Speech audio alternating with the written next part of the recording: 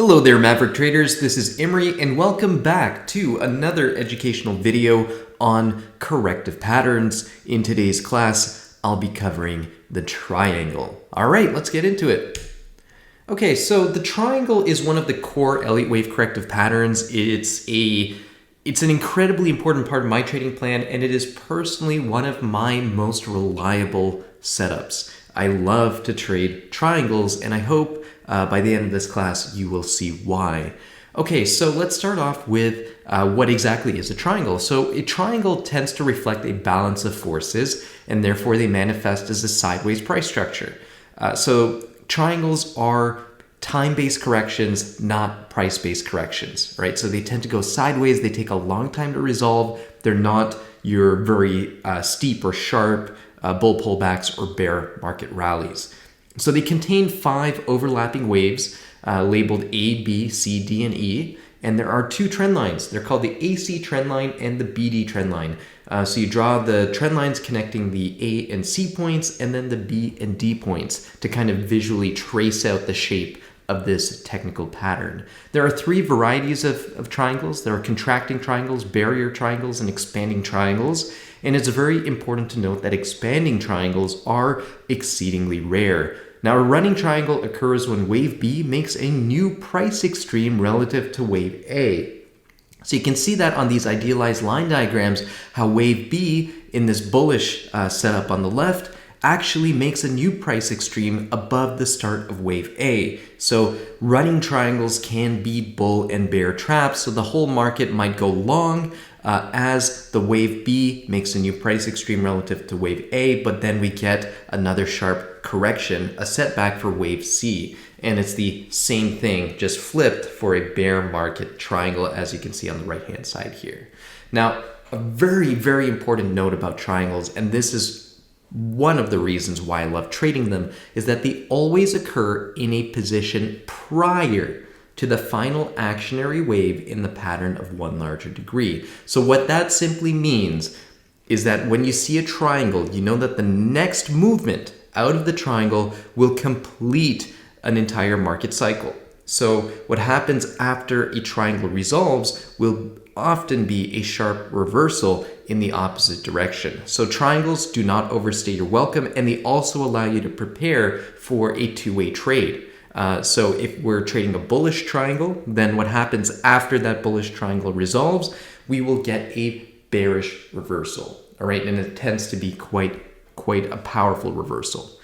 So what this means is that triangles, in going back to our lessons on impulse waves and corrective waves, a triangle can only occur in the wave 4 position or the wave B position. All right, so here are some variations of triangles. So we have bull market examples on the left and bear market examples on the right. So we have contracting triangles at the top here. Contracting because the AC trend lines and the BD trend lines are pointing towards one another. All right, so the upper line is declining, the lower line is rising.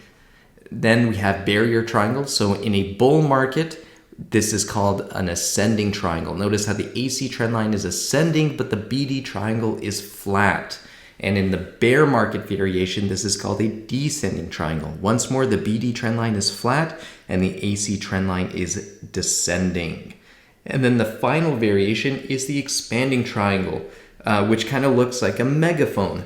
This pattern is so exceedingly rare and they're exceptionally difficult to identify in real time. I mean, it is a variation, so I am going to teach it, but I would go so far as to say that if you're looking at an expanding triangle, a potential expanding triangle on a price chart, come up with any other explanation or possibility to label that price chart before jumping straight into the expanding variety, right? They are that rare.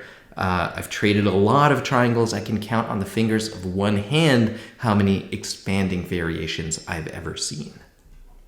So the contracting triangle always subdivides into 5 waves, just like with every other triangle.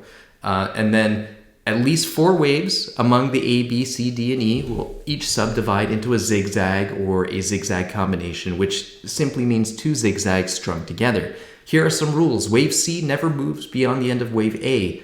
Wave D never moves beyond the end of wave B, and wave E never moves beyond the end of wave C. So the result is that going forward in time, a line connecting the ends of waves B and D will converge with a line connecting the ends of waves A and C. And we're going to take a look at some examples of this in just a moment. So a contracting triangle never has more than one complex subwave. When I say complex subwave, I'm referring here to a double zigzag. It's possible sometimes that wave E of a triangle is its own triangle, but again, this is such an exceedingly rare possibility. And like I mentioned before, when wave B makes a new price extreme relative to wave A, this whole thing is now called a running triangle. Running triangles are quite common. They occur roughly 40% of the time. Now, barrier and expanding triangles, they have many of the same characteristics as the contracting triangle, except that waves B and D end at essentially the same level. And then for expanding triangles, waves C, D, and E each move beyond the end of the preceding same directional subwave. And then waves B, C, and D each retrace at least 100%, but no more than 150% of the preceding subwave. So if we take a look at these idealized line diagrams for the expanding variety, you can see that wave B makes a new price extreme over wave A, wave C makes a new price extreme over wave A, wave D makes a new price extreme over wave B, and wave E makes that new price extreme over wave C, and that's how you get the megaphone shape of the expanding triangle. Okay, so here is a large barrier triangle in the dollar-ruble currency pair. Fun fact, I traded this triangle. I bought dollar, sold the ruble 2 days before the Russians invaded Ukraine. So I'm not saying that I knew for a fact that Russia was going to invade, but given the setup, given the shape of the triangle, given how large it is, which means the move out of it should be quite powerful, there was a reasonable macro geopolitical kind of prediction I made. But I was more interested in trading the technical pattern rather than being right, calling for that land invasion. So here's the aftermath, right? So we got an enormous rally, basically the dollar doubled in value against the ruble, and then we had, what did I say? Triangles occur in the wave that's just prior to the final actionary sequence of a market cycle. So as we thrust out of this triangle, the triangle resolved, and we got that sharp reversal in the opposite direction. And this chart is a little out of date. We've gone significantly beyond 96.75 in this currency pair. And then here's a large triangle in dollar yen. And again, notice how the size of the triangle corresponds to the thrust out of it. This one is a contracting triangle, A, B, C, D, and E. So my favorite entry technique for trading a triangle, just as an aside, is on a break of wave D, and I like to place my stop beyond the end of wave E, and this technique applies to every single triangle variation. Here we have one in a cryptocurrency, Solana. All right, triangles occur in every market, every asset class, because my final example will be in a stock, just to show you how universally applicable Elliott Wave theory really is. So again, the entry technique is simple. You enter on a break of wave D and you place your stop just beyond the extreme of wave E. And then here's the final triangle example I have for you. Again, it's in a stock. This one's in Southwest Airlines. This one is of the running variety. Running because wave B makes a new price extreme over the start of wave A. And again, it's the same entry technique. Enter on a break of wave D with a stop below the extreme of wave E.